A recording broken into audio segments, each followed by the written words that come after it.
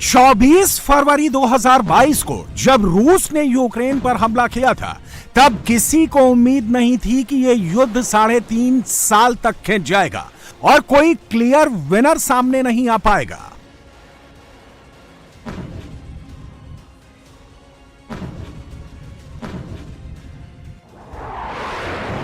रूस की तरह दुनिया के बाकी देशों को भी यह लगा था कि यूक्रेन कुछ ही दिन में सरेंडर कर देगा, लेकिन आज इस युद्ध को 1280 दिन हो चुके हैं और यह जंग अब भी जारी है। युद्ध कब खत्म होगा कोई नहीं जानता। जो ट्रंप दावा कर रहे थे वो इस जंग को जल्द खत्म करवा देंगे, अब उन्होंने भी हथियार डाल दिए हैं। 1280 दिन के इस जंग में रूस ने यूक्रेन के करीब 19% हिस्से पर कब्जा कर लिया है। आंकड़ों में बात करें तो यूक्रेन का 1,14,000 वर्ग किलोमीटर इलाका रूस के कब्जे में है। डोनबास, ज़ैपोरिज़िया, खेरसोन और खार्किव पर रूस का कब्जा है, लेकिन रूस को भी इसकी भारी कीमत चुकानी पड़ी है। रूस के 1.5 से 2.5 लाख सैनिक मारे गए हैं। वहीं यूक्रेन की बात करें तो उसे जमीन के साथ साथ अपने सैनिकों और नागरिकों को भी खोना पड़ा है। इस जंग में यूक्रेन के अब तक करीब 1 लाख सैनिक मारे जा चुके हैं, जबकि 13,000 से ज्यादा नागरिकों ने भी जान गंवाई है। अलास्का में ट्रंप पुतिन की मीटिंग में बात नहीं बनने पर रूस और यूक्रेन की जंग में और तेजी आ गई है। चूंकि दोनों देशों के लाखों सैनिक इस युद्ध में मारे जा चुके हैं, इसलिए अब जमीनी जंग की बजाय ड्रोन से वॉर हो रही है। ड्रोन के जरिए बम बरसाए जा रहे हैं। रूस ने दावा किया है कि मंगलवार को उसकी सेना ने यूक्रेन के कई ठिकानों पर हमला किया और 2 गांवों पर भी कब्जा किया। रूसी सेना के मुताबिक उसने यूक्रेन के 142 ठिकानों पर अटैक किया। इसमें यूक्रेन के ड्रोन कंट्रोल और लॉन्च साइट्स भी शामिल हैं। इसके अलावा यूक्रेनी सेना और यूक्रेन की तरफ से लड़ रहे विदेशी लड़ाकों पर भी बम बरसाए जा रहे हैं। रूस ने यूक्रेन के टैंक, तोपखाने, इलेक्ट्रॉनिक वॉरफेयर, बेस स्टेशन और गोला बारूद की सप्लाई करने वाले गोदाम पर भी अटैक किया। रूस का दावा है कि उसने यूक्रेन के 6 एरियल गाइडेड बॉम्ब्स, एक नेपच्यून लॉन्ग रेंज मिसाइल और 191 ड्रोन्स को मार गिराया है। रूसी सेना की रिपोर्ट में यह भी कहा गया है कि उसने यूक्रेन के ज़ैपोरोज़े और नोवोहोरिवका गांव पर कब्जा कर लिया है। रूसी सेना शेवेंचको, बिलाहेरा और ओलेक्सेंडर शोलियानो जैसे इलाकों में भी आगे बढ़ रही है। रूसी सेना जिस तरह से आगे बढ़ रही है, उसे देखते हुए यूक्रेन के राष्ट्रपति ज़ेलेंस्की अब अपने सहयोगियों से मदद मांग रहे हैं। मंगलवार को ज़ेलेंस्की ने ब्रिटेन के मौजूदा आर्मी चीफ के साथ साथ भावी सेनाध्यक्ष से भी मुलाकात की। ज़ेलेंस्की ने उन्हें बताया कि रूसी सेना को आगे बढ़ने से रोकने के लिए वो क्या कर रहे हैं और उन्हें इसके लिए क्या मदद चाहिए। ज़ेलेंस्की ने अमेरिकी राष्ट्रपति डोनाल्ड ट्रंप से भी अपील की है कि अगर रूस हमले करना बंद नहीं करता तो उस पर टैरिफ बढ़ाया जाए। यूक्रेन की आर्मी, नेवी और एयरफोर्स लगातार रूस से युद्ध लड़ रही है, लेकिन इसके लिए हमें पैसे चाहिए, हथियार चाहिए। मैं उन सभी देशों का शुक्रिया अदा करता हूं जो हमारी मदद कर रहे हैं। अभी मैं ब्रिटेन की मौजूदा और भावी चीफ ऑफ डिफेंस स्टाफ से मिला। ब्रिटेन जिस तरह यूक्रेन की मदद कर रहा है, उसके लिए मैं ब्रिटेन का शुक्रिया अदा करना चाहता हूं। हम युद्ध रोकना चाहते हैं, लेकिन इसके लिए ये जरूरी है कि बाकी देश भी रूस पर दबाव बनाएं। सबसे महत्वपूर्ण बात यह है कि अमेरिका को रूस पर प्रतिबंध और सख्त करने चाहिए।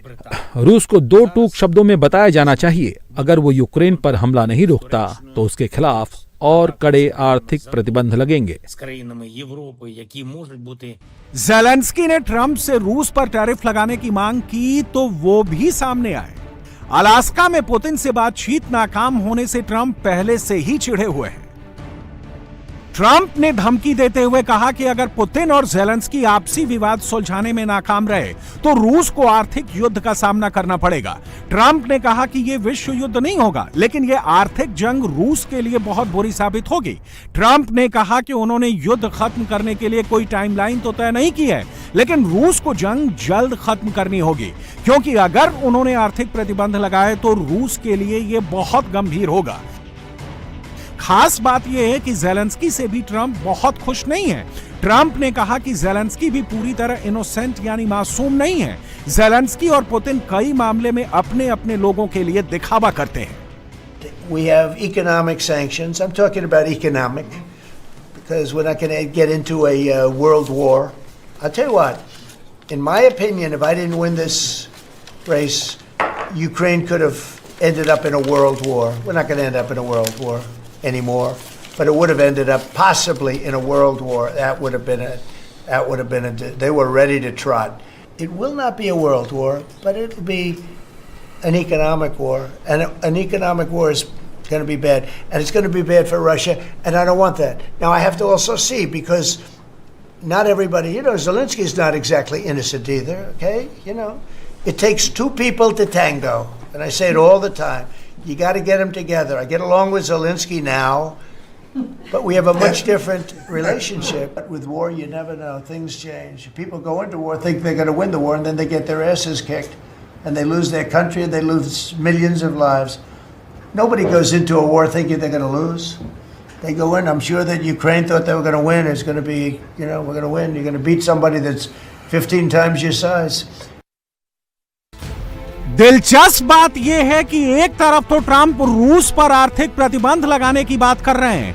रूस से तेल खरीदने को लेकर अमेरिका ने भारत पर 50% टैरिफ लगा दिया है, लेकिन सूत्रों की माने तो रूस के साथ तेल और गैस डील को लेकर ट्रंप डबल गेम खेल रहे हैं। सोर्सेस के मुताबिक ट्रंप ने जब रूस यूक्रेन वॉर खत्म करवाने को लेकर पुतिन से अलास्का में मीटिंग की थी, तो इस दौरान उन्होंने अमेरिका के लिए रूस से सस्ती डील कराने की कोशिश भी की थी।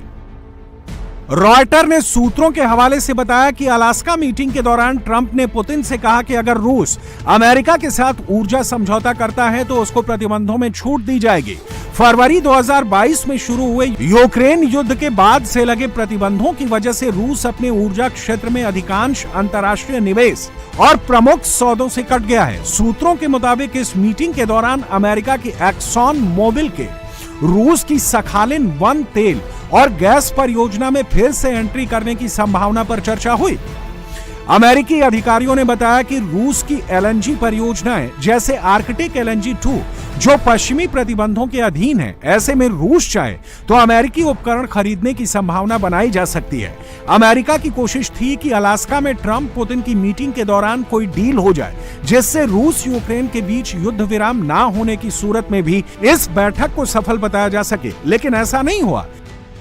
अलास्का की मीटिंग में पुतिन ना तो युद्ध विराम पर राजी हुए और ना ही अमेरिका से कोई डील हुई। इसके बाद ट्रंप ने फैसला लिया कि फिलहाल अब वो रूस और यूक्रेन के पछड़े में नहीं पड़ेंगे। जो भी करना है या तो रूस और यूक्रेन करें या फिर नेटो। ट्रंप अब कह रहे हैं कि यूक्रेन युद्ध से अमेरिका को जमकर कमाई हो रही है। इस युद्ध की वजह से नेटो ने भी अपनी फंडिंग बढ़ाई है। अमेरिका से हथियार भी खरीदे जा रहे हैं। Went to NATO, as you know, and they went from 2% to 5% of GDP. Nobody expected that, and the difference is they didn't pay the 2 and they paid the 5. So, and as you know, we are selling a tremendous amount of equipment to NATO. We're not spending any money, we're making money, but I don't want to talk about making. I want to talk about we're no longer involved with funding Ukraine, but we are involved with trying to stop the war and the killing in Ukraine. So we're selling missiles and military equipment, millions and millions, and ultimately billions of dollars to the NATO people, where I'm very friendly and we have a great relationship. But that was an amazing trip. So they're funding the entire war. We're not funding anything. I think it's an important point to make because a lot of people don't understand that. ये पहला मौका नहीं है जब Trump ने double game करने की कोशिश की हो।